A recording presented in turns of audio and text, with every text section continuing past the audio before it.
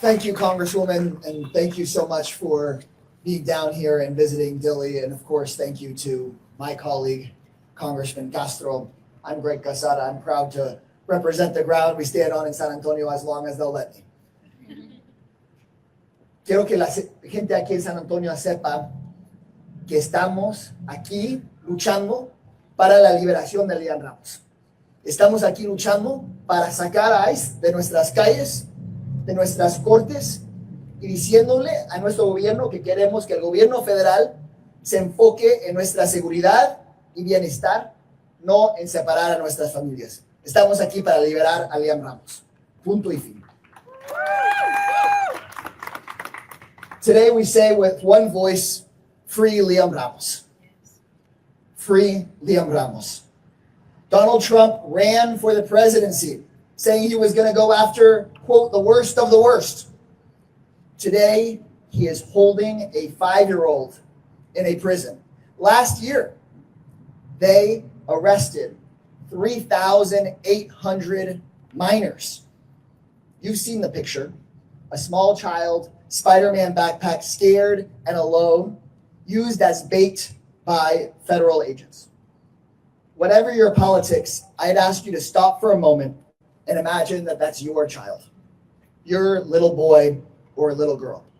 That should break the heart of every American. This does not make anyone safer, and it makes us all less free. So the question before us is, what do we do? What do we do? And there's a lot that we can do.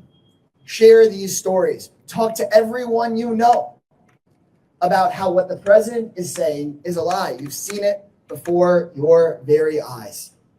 Liam is not the only young person who's had his life destroyed or turned upside down by chaos and cruelty of Trump's deportation policies. At Liam's school alone, at least 3 other kids have been taken away by ICE. Kids. Here in Texas, I know of a U.S. citizen child with a brain tumor who was deported away from her doctors here, and she has not been allowed to return. I'm in touch with the family of Ani Lopez Bellosa, a college student here from Texas, who was deported, and the Trump administration said that they deported her by mistake. They haven't let her come back. We cannot rest until Liam Ramos is released, until these families are brought back home, and of course, until we have justice for Renee Good, Alex Preddy, and everyone else that has faced these devastating policies. The chaos has to end, and the cruelty has to end. Something else we have to do is to get organized, know our rights, and speak up, and demand immediate change in Washington, D.C. We can't just wait until the next election. That's why earlier this month, alongside Congresswoman Crockett and Congressman Castro, I voted against sending any more money to ICE.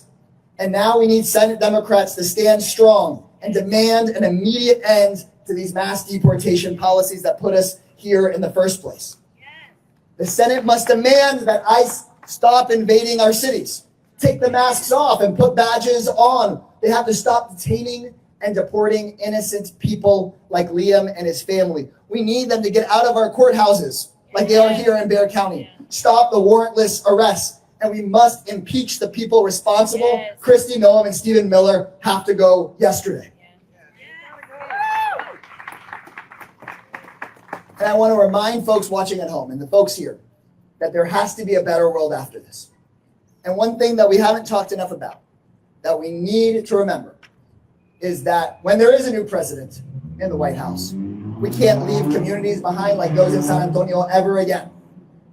We have to make front and center, top priority, passing finally comprehensive immigration reform so that the millions of people like Liam and his family have some fairness, and so that no president can ever do again what Donald Trump has done to Liam and so many other families here in Bexar County.